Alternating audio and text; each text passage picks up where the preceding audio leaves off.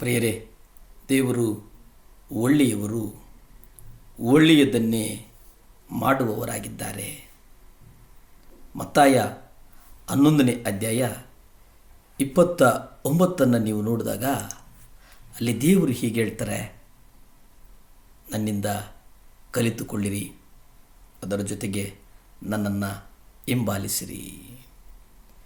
ದೇವರು ನಿಮ್ಮನ್ನು ಕರೆಯಬೇಕು ಮತ್ತು ನಿಮ್ಮನ್ನು ಸಿದ್ಧಗೊಳಿಸಬೇಕು. ದೇವರು ತನ್ನ ಸಾರ್ವಭೌಮತ್ವದಲ್ಲಿ ಇಂದು ತನ್ನ ಸೇವಕರನ್ನು ಕರೀತಾ ಇದ್ದಾನೆ. ಯಾವ ರೀತಿಯಲ್ಲಿ ಅಂದರೆ, ದೇಹದಲ್ಲಿರ್ತಕ್ಕಂಥ ಪ್ರತಿಯೊಂದು ಅಂಗಾಂಗಗಳು ಹೇಗೆ ಮುಖ್ಯವೋ ಅದೇ ರೀತಿ ಕರ್ತನ ದೇಹವೆಂಬ ಸಭೆಯಲ್ಲಿ ಪ್ರತಿಯೊಂದು ಸೇವೆ ಮುಖ್ಯವಾದದ್ದು. ಮುಖ್ಯವಾಗಿ ಎಲ್ರಿಗೂ ಕಾಣಿಸ್ತದೆ, ದೇಹದಲ್ಲಿ ಒಳಭಾಗದಲ್ಲಿರ್ತಕ್ಕಂಥ ಮೂತ್ರಪಿಂಡ ಅಂದರೆ ಕಿಡ್ನಿ, ಪಿತ್ತಜನಕಾಂಗ ಅಂತಂದರೆ ಲಿವರ್, ಇವು ಅನೇಕರಿಗೆ ಕಾಣಿಸಲ್ಲ. ಕರ್ತನ ದೇಹದಲ್ಲಿ ಕೂಡ ಕೆಲವು ಸೇವೆಗಳು ಇತರರ ಸೇವೆಗಳಿಗಿಂತ ಹೆಚ್ಚಾಗಿ ಕಾಣಲ್ಪಡ್ತವೆ. ಒಬ್ಬ ಶಿಷ್ಯ ವಿದ್ಯಾರ್ಥಿಯಾಗಿ ಕಲಿಯೋದಕ್ಕೆ ಅವನು ಕಲಿಯುವಾಗ ಹಿಂಬಾಲಕ, ತನ್ನ ಜೀವನವಿಡೀ ಅವನು ಯೇಸುವಿನಿಂದ ಕಲಿಬೇಕು ಮತ್ತು ಅದನ್ನು ಹಿಂಬಾಲಿಸಬೇಕು ಅನ್ನುವಂಥದ್ದನ್ನು ನಾವು ನೋಡುತ್ತೇವೆ. ಇಲ್ಲಿ ಜೀವನವಿಡೀ ನಾವು ಯೇಸು ಕ್ರಿಸ್ತನನ್ನು ಹಿಂಬಾಲಿಸಬೇಕು. ಆತನು ನಮಗೆ ಮಾದರಿಯಾಗಿದ್ದಾನೆ. ಆತನು ನಮ್ಮ ಎಡ, ನಮ್ಮ ಬಲ. ನಮ್ಮನ್ನು ಎಡಗಾಲದಲ್ಲಿ ಎಡ ಮತ್ತು ಬಲ ಅಂದರೆ ಎಲ್ಲ ಸಮಯದಲ್ಲಿ, ನಿಡಗಾಲಿನ ಸಮಯದಲ್ಲಿಯೂ ನಮ್ಮನ್ನು ಕಾಯುವಾತನು ಯೆಹೋವ ಈರೆ ಅನ್ನುವಂಥದ್ದನ್ನು ನಾವು ಗ್ರಹಿಸಬೇಕಾಗಿದೆ. ಇಲ್ಲಿ ಒಂದು ವಾಕ್ಯವನ್ನು ಗಮನಿಸಿ, ನೀವು ನನ್ನನ್ನು ಹಿಂಬಾಲಿಸಿದರೆ ನಾನು ನಿಮ್ಮನ್ನು ಅತ್ಯುನ್ನತರನ್ನಾಗಿ ಮಾಡುತ್ತೇನೆ. ಈ ವಾಕ್ಯದಲ್ಲಿ ಇನ್ನೊಂದು ಭಾಗ, ನನ್ನನ್ನು ಹಿಂಬಾಲಿಸಿದರೆ ಇಲ್ಲಿ ನಿಮ್ಮನ್ನು ಮಾಡುತ್ತೇನೆ ಅಂದರೆ, ಒಬ್ಬ ಕುಂಬಾರ ಮಡಿಕೆ ಮಾಡುವ ಹಾಗೆ ಕುಂಬಾರನು ಮಡಿಕೆಗಳನ್ನು ಒಂದೇ ಆಕಾರವಾಗಿ ಮಾಡೋದಿಲ್ಲ. ಅಂದರೆ ದೇವರು ನಮ್ಮನ್ನು ಕೂಡ ಬೇರೆ ಬೇರೆ ರೀತಿಯಲ್ಲಿ ಸೃಷ್ಟಿಸಿದ್ದಾನೆ.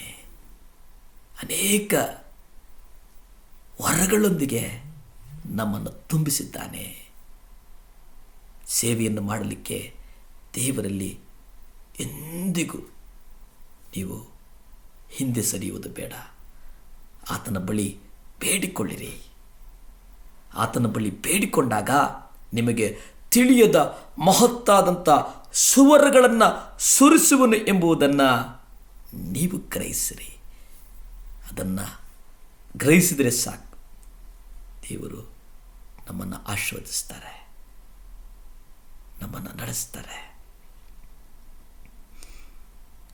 ಬೆಸ್ತರಲ್ಲ ನಾವು ಅಂತೇಳಿ ಅನೇಕರು ನೆನೆಸ್ತಾರೆ.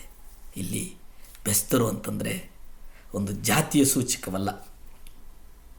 ಆ ಕಾಲಘಟ್ಟದಲ್ಲಿ ದೇವರು ಆ 4 ವ್ಯಕ್ತಿಗಳನ್ನು ಕರೀತಾನೆ. ಇಲ್ಲಿ ನೀವು ಸೇವೆ ಮಾಡುವಾಗ ಕೆಲವರನ್ನು ಪೌಲನಂತೆ, ಕೆಲವರು ಅಪೊಸ್ತಲರಾಗ್ತಾರೆ, ಕೆಲವರು ಬೋಧಕರಾಗ್ತಾರೆ, ಕೆಲವರು ಸಭೆಯ ಹಿರಿಯರು ಕುರುಬರಾಗ್ತಾರೆ. ಅಂದರೆ ಸುವಾರ್ತೆ ಪ್ರಚಾರ ಮಾಡುವಂಥವರಾಗ್ತಾರೆ. ದೇವರು ಒಬ್ಬೊಬ್ಬರಲ್ಲೂ ಒಂದೊಂದು ವಿಶೇಷವಾದಂಥ ಅಪರೂಪವಾದಂಥ ವರಗಳನ್ನು ಕೊಟ್ಟು ನಿಮ್ಮನ್ನು ನಡೆಸ್ತಾರೆ. ಅದಕ್ಕೆ ದೇವರು ನಮ್ಮನ್ನು ಅತ್ಯುತ್ತಮವಾಗಿ ರೂಪಿಸಿದ್ದಾರೆ. ಪ್ರಾರ್ಥನೆ ಮಾಡಿಕೊಳ್ಳೋಣ. ಭೂಮಿ ಆಕಾಶಗಳನ್ನು ಉಂಟು ಮಾಡಿದಂಥ ಸರ್ವಶಕ್ತನಾದಂಥ ದೇವರೇ, ಕೊಚ್ಚಾನು ಕೊಟ್ಟಿ ಸ್ತೋತ್ರನಪ್ಪ. ಈ ಮುಂಜಾನೆಯ ಸಮಯದಲ್ಲಿ ಬೇಡ್ತಾ ಇದ್ದೇವೆ ಸ್ವಾಮಿ. ದೇವರೇ ಅಪ್ಪ, ಬೇಸಿಗೆ ಪ್ರಾರಂಭ ಆಗಿದೆ ಸ್ವಾಮಿ. ದೇವರೇ, ಮಕ್ಕಳಿಗೆ ಯಾರಿಗೂ ಸನ್ಸ್ಟ್ರೋಕ್ ಆಗಬಾರ್ದು ಸ್ವಾಮಿ. ನೀವಿದ್ದು ಕಾಯಬೇಕಾಗಿ ಪ್ರಾರ್ಥಿಸ್ತೇನೆ ಸ್ವಾಮಿ. ಪ್ರಕೃತಿ ವೈಪರೀತ್ಯಗಳನ್ನು ದೇವರೇ ನಿಮ್ಮ ಕರಗಳಿಗೊಪ್ಪಿಸಿ ಬೇಡ್ತಾ ಇದ್ದೇನೆ ಯೇಸುವಿನ ನಾಮದಲ್ಲಿ. ದೇವರೇ ಸಹಾಯ ಮಾಡಪ್ಪ, ಸಹಾಯ ಮಾಡು ಸ್ವಾಮಿ. ಈ ಜಗತ್ತನ್ನು ಆಶೀರ್ವದಿಸು. ಸ್ತುತಿ ಘನ ಮಾನ ಮಹಿಮೆ ನಿಮ್ಮೊಬ್ಬರಿಗೆ ಸಲ್ಲಿ ತಂದೆ. ಆಮೇನ್, ಆಮೇನ್.